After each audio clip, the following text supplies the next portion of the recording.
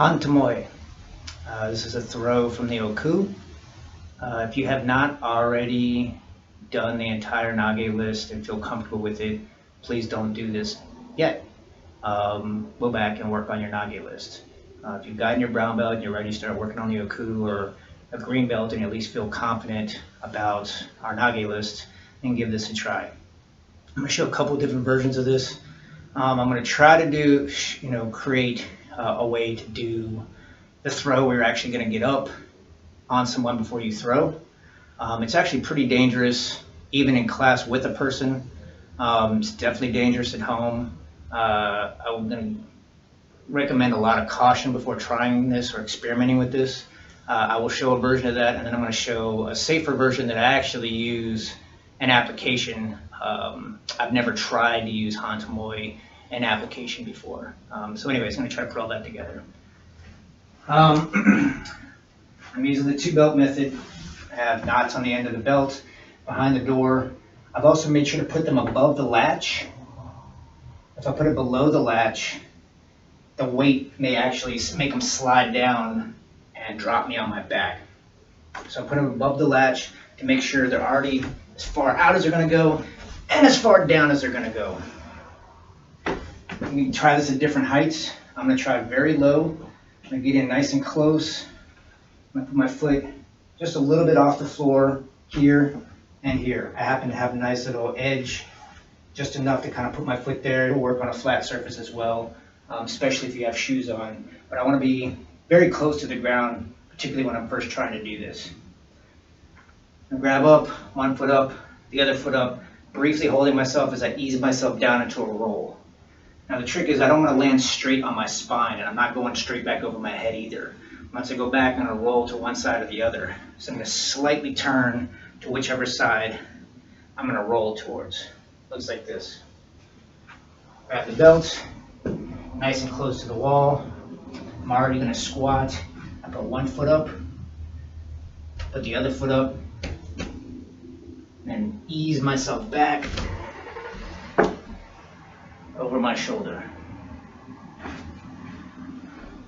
And try a little bit higher if you feel comfortable, but again, just barely getting off the floor is sufficient to practice the technique.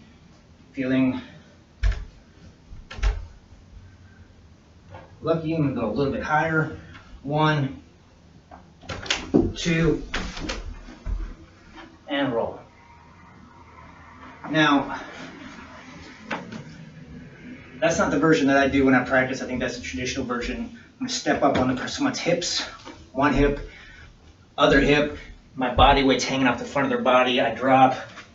They come forward, I roll, and I roll over on top of them. Tate Shiobi Tame. Horizontal four-corner hold. The two ways that I actually pull this off in application, one is I'm already on the ground and we're wrestling. I end up in this position. This is a pretty common position in Brazilian Jiu-Jitsu, and I find myself in this anytime I'm wrestling with that in that kind of format. I'm going to start with somebody in butterfly guard. Guard usually is my legs around somebody, either around their body or a half guard around a leg. This is a variation of an open guard where instead of my legs being around them, my feet are actually under them. My feet are under their groin, and I can slide from the groin to the inside of the knee on either side. I'm here, and I have some kind of control of their body for counter pressure. We do the same thing, slide in, and roll them. Now a couple of tricks on this. One, if my legs are extended at all, and I try to do this, probably not going to work. It's just, I'm kind of in my own way, and I'm not really close enough to them to make contact. Like I need to do pretty much all my throws, I need to make contact. So I want to be all the way in with my heels as close to my butt as I can get. The problem is I also don't want to start from this position. Even if I'm in tight, I have my feet in a good place, I have them close to me, I don't really have a lot of momentum to like pick them up and roll them over backwards. So part of it is shooting in as I do it. I'm going to slide in and roll. This is an easy one to practice at home, fairly safe. Again, different angles. I'm gonna pull myself in. If you have some counter pressure, maybe you wanna use the belts, help pull yourself in, or just imagine sliding in and then rolling over one shoulder or the other. There's a variation of this that I do standing.